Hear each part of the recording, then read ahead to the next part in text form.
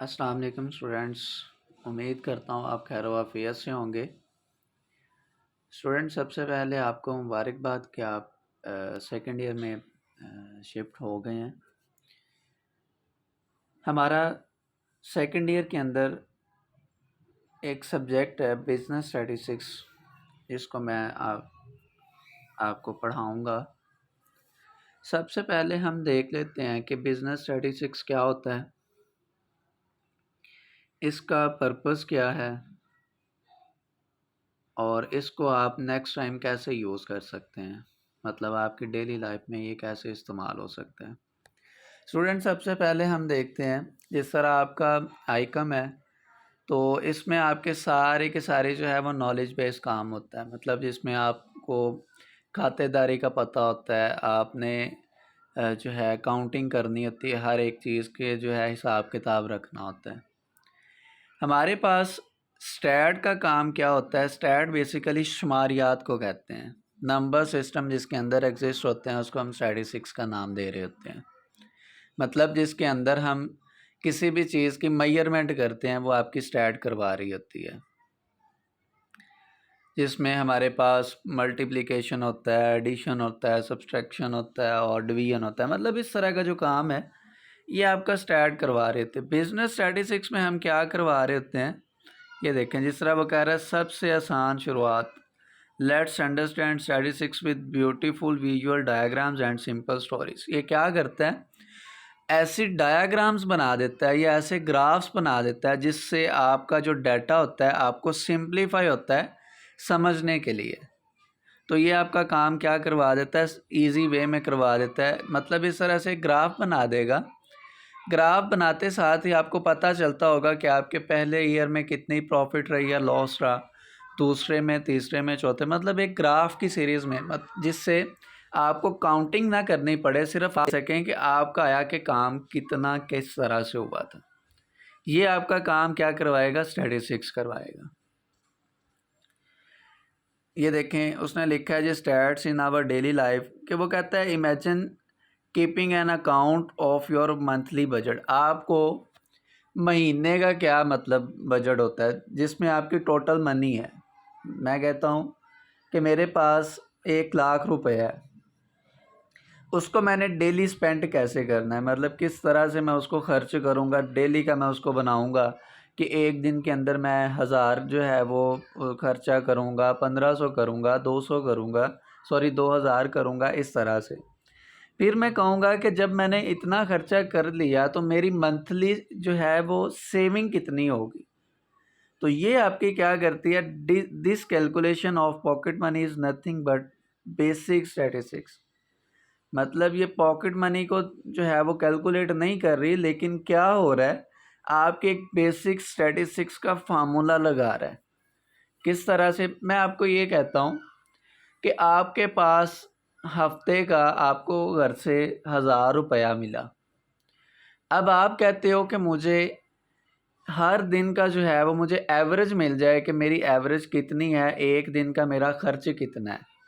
तो आप क्या करोगे? हफ्ते में आपके पास 7 दिन होते हैं, तो आप क्या करोगे? 1000 को 7 दिन पे डिवाइड कर दोगे, तो आपके पास आपके पर डे की जो है वो एवरेज मिल जाएगी, एक दिन का खर्चा आपका कितना बनता है। समझ आ गई इस बात की? इसी तरह से ये एक स्मॉल मोबाइल शॉप, मतलब दुकान का हिसाब है जिसमें आपने सेल्स देखनी है, फिर उनको इसमें गैसेस नहीं होते और आप उसको डबल प्रॉफिट कैसे ले सकते हैं, मतलब किस तरह से आप इसको अपने बिजनेस को गेन करवा सकते हैं, इस तरह का काम। स्टार्ट करते हैं। सबसे पहले हमारे पास स्टैटिस्टिक्स की डेफिनेशन है। मतलब डेफिनेशन आपके पास 4 चीज़ों पे डिपेंड होती है। यहाँ पे एक का नहीं लिखा हुआ, मैं आपको बता देता हूँ।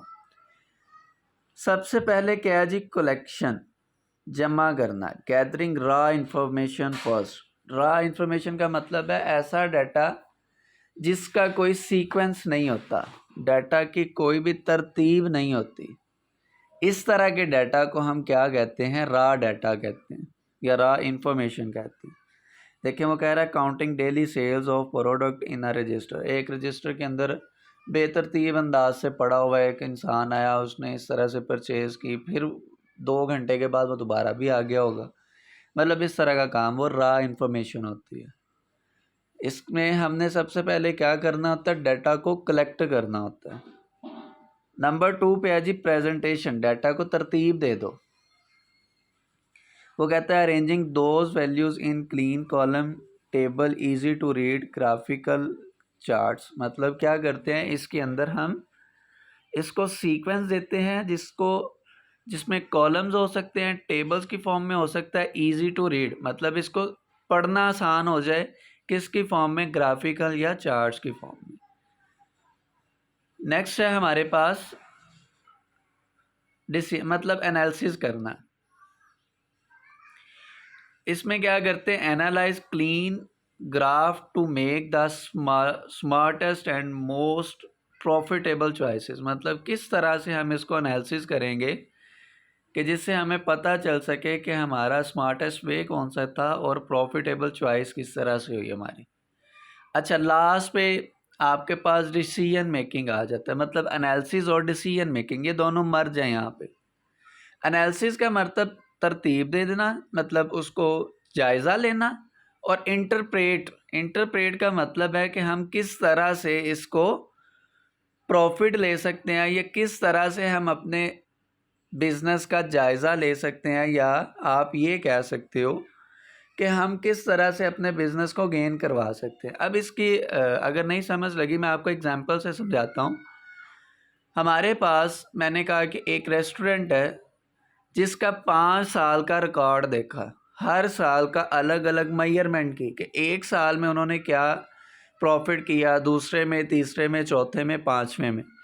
अब वो कहता है मुझे कि आप मुझे इन्हीं 5 साल की बेस पे बताओ मेरा अगला साल जो है वो किस तरह का होगा। मतलब मैंने वहाँ पे क्या करना है, डिसीजन लेना है, फैसला करना है कि मैं अगले साल के लिए प्रिपेयर हो सकता हूँ। अगर मैं प्रिपेयर हो सकता हूँ तो किस तरह से हो सकता हूँ, अपनी तैयारी मैं किस तरह से करूँगा, या किस तरह से मैं अपने बिज़नेस में कुछ चेंजेस लाऊँगा जिससे जो है मेरा बिज़नेस बेहतर चलेगा।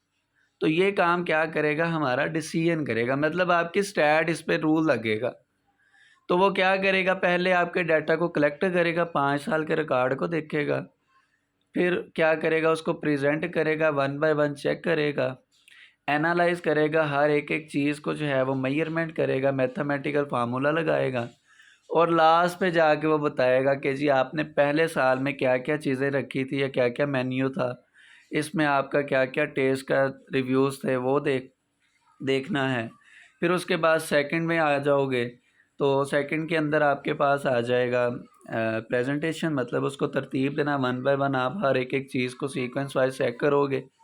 एनालिसिस मतलब उसमें मेजरमेंट्स देखोगे, उसके जो है वो सारे के सारे, मतलब ये भी उसी के अकॉर्डिंग ही आ जाएगा कि इसमें आपने जाके देखोगे कि आपका आया कि जो डिसीजन था वो बिल्कुल ठीक था या नहीं। अब आप लोगों ने करना क्या है, मैं आपको बता दूं, ये सिर्फ क्या था, ये नॉलेज बेस था। आपने स्टैट की डिफ़ाइन क्या करनी है, स्टैटिस्टिक्स की। वो कहता है, लिख लीजिएगा, statistics is defined as the science of collection, presentation, analysis and interpretation of numerical data। ये सारी इसकी सिर्फ एक आपने डेफिनेशन यही लिखनी है। इसके बाद हमारे पास सिंगुलर प्लूरल सेंस है। सिंगुलर सेंस में क्या करते हैं, डाटा को 1 बाय 1 देखते हैं। प्लूरल में क्या होता है, डाटा एक ग्रुप की फॉर्म में आ सकता है, तो वो डाटा हमारे पास क्या कहलाएगा, प्लूरल सेंस। अच्छा, इसके बाद है जी इसकी 2 ब्रांचेज हैं, जिसमें नंबर 1 पे है डिस्क्रिप्टिव।